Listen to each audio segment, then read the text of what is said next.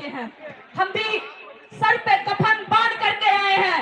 गोली चलाएंगे तो हंसते हंसते गोली खाने के लिए भी तैयार हैं। अगर आप हमारे साथियों के साथ, क्या आप जनता के सेवक हैं? क्या आप गोली खाने के लिए तैयार हैं? आप नहीं तैयार हैं। मैं प्रशासन के लोगों से कहना चाह रही हूँ, जो गोलियों के धमकी दे रहे हैं, गाड़ियों लाठियों की धमकी दे रहे हैं, क्या वो लाठी खाने के लिए तैयार हैं? नहीं है।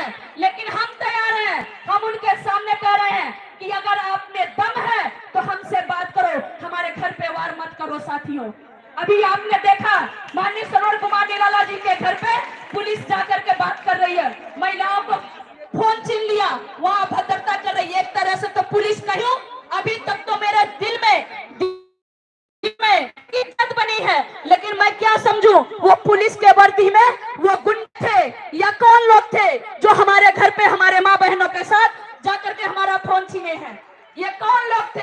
उस पर प्रशासन को कार्रवाई करना होगा, क्योंकि अगर उनको दुश्मनी है तो वो हमसे लड़े, हम उनके सामने हैं। वो गोलियां चलाना चाहते हैं, हमारा सीना आगे है। वो लाठियां चलाना चाहते हैं, हम उनके सामने हैं। लेकिन हमारे घर पे उनका कोई औकात नहीं है। उनके बाप की बपौती नहीं है वो घर, वो हमारे खून पसीने का घर है। हमने खून पसीने से वो घर बनाया है, उनके बाप की बपौती नहीं है। आपको जो बात करना है वो हमसे करो। साथियों, आप सभी लोगों से निवेदन है कि आप हटिएगा नहीं। क्या आप जमीन लेंगे? जमीन लेंगे? हाँ। अभी तो ये लड़ाई है, आगे और लड़ाई अभी है। तो ये लड़ाई है, अभी तो ये लड़ेंगे, लड़ेंगे, जीतेंगे, लड़ेंगे। जय भीम। बहुत बहुत धन्यवाद। अभी आप लोग सुन रहे होंगे अंबेडकर जन मोर्चा की शेरनी प्रदेश की अध्यक्ष सीमा गौतम को, किस तरीके से अपनी बातों को इन्होंने रखा। और सुबह से ही हम एक ही बात पे बात भी कर रहे हैं कि आप हमारे बीच आओ और 1 एकड़ जमीन दे जाओ, हम घर चले जाएंगे। लेकिन ये बात इनके इतने जल्दी समझ में नहीं आएगा कि अगर 1 एकड़ जमीन दे दिया तो मेरे घर में, मेरे खेत में काम कौन करेगा?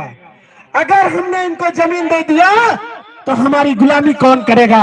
अगर हमने इनको 1 एकड़ जमीन दे दिया तो ये भर पेट खाना खाने वाले लोग हो जाएंगे, तो ये आधे पेट कैसे सोएंगे?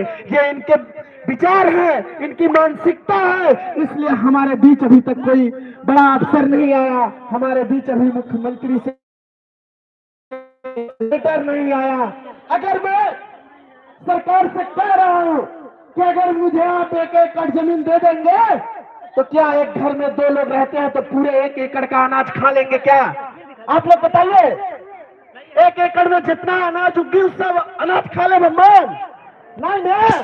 तो के बेचो, किसी न किसी को हम व्यापारी को बेचेंगे, वो व्यापारी फिर सरकार को बेचता है।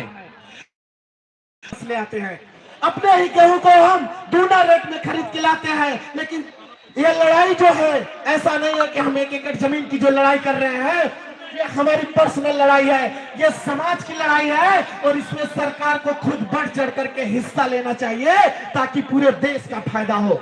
इसमें सरकार का भी फायदा है, समाज के हित की भी बात है, समाज के स्वाभिमान की भी बात है। किसी एक आदमी का, किसी एक समाज की बात हम नहीं कर रहे हैं। इसलिए साथियों, अगर अभी हमारे बीच कोई बड़ा अफसर नहीं आता है या सरकार किसी तरीके की हरकत करती है तो हम यहाँ से हटने वाले नहीं है। क्योंकि हम अभी हमने देखा बहुत सारी माताएं मैंने गुलगुला उलगुला ले आई है, हम खाएंगे भी और सुबह जाएंगे। यहाँ से हटने वाले लोग नहीं है।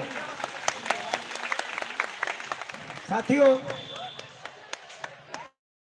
हमारे साथी लगातार आपसे बात कर रहे हैं और प्रशासन हम लोगों के पीठ पीछे लगातार साजिश कर रही है, लेकिन हर साजिश नाकाम होगा क्योंकि आपका इरादा बहुत ही मजबूत है। आप बाबा साहब डॉक्टर अम्बेडकर की औलादे हैं। ये संघर्ष हम अपने बच्चों के भविष्य को बेहतर बनाने के लिए कर रहे हैं। ये संघर्ष हम अपने आने वाली पीढ़ियों को बेहतर बनाने के लिए कर रहे हैं। हम तो गरीबी लाचारी में जी लिए, लेकिन ये संघर्ष इसलिए है कि हमारे बच्चों को अब समस्या का को, हमारे बच्चों को झेलना न पड़े, इसलिए लड़ाई लड़ रहे हैं। ये लड़ाई